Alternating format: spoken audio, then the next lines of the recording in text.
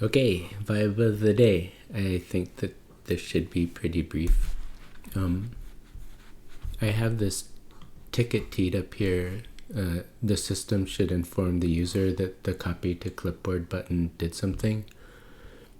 Basically, what the problem is, I implemented this feature a while ago.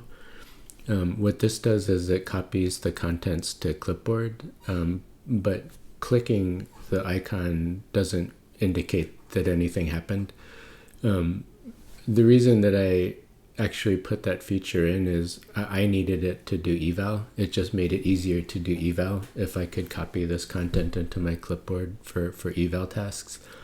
So that's the original provenance of the feature, but now it just kind of sucks. It's just what happens when you click it. So that's what this ticket is meant to address. That's not the thing that I actually want to talk about.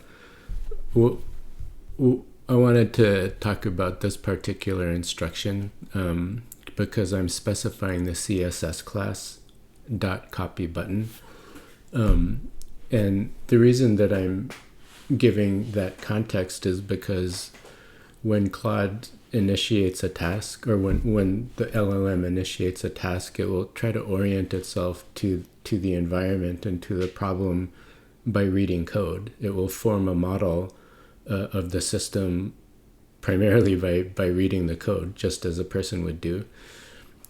So that task can be expensive, and it can consume a lot of tokens, and it can be pretty time consuming. So it's just a little bit more efficient to give the assistant a pointer, to tell it where to look. It just kind of being a good partner here. The question is, how did I even know that class? I didn't write any of this code, recall, because this is completely vibed, so I haven't written a lick of code here. So how would I know where the copy button is, or what it is? And that's where the skill of reading code comes in really handy, especially in this environment where you're supervising LLM output.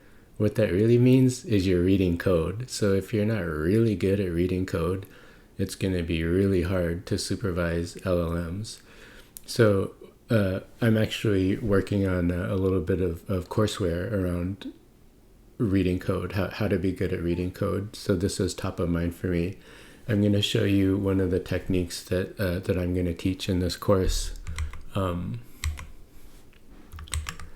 There's a little bit of a trick to it because it requires the command line, and what you're doing is piping ripgrep to FCF. You're piping ripgrep to a fuzzy find tool, both available on any Unix command line.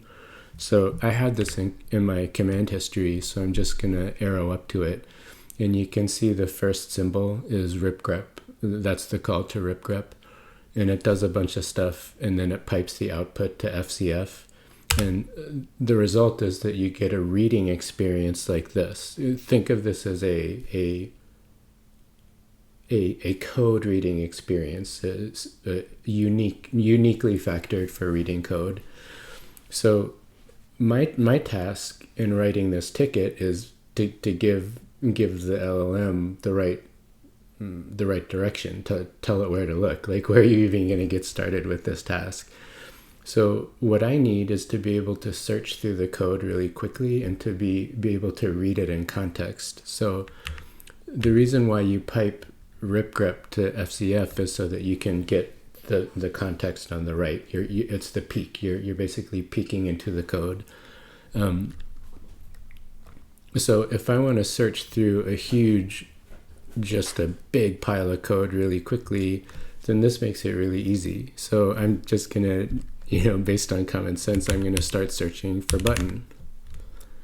And I can see right on the left-hand pane, copy icon button. So I'm gonna say copy button. And there it is. So part of this is common sense. Like if you've been coding for a while, you just intuitively know where to look in code. The problem is if you haven't been coding for a while and it is not intuitive at all, and to be able to lower the cognitive load of having to process all of this code, being able to use tooling like this is really important. So that is the vibe of the day.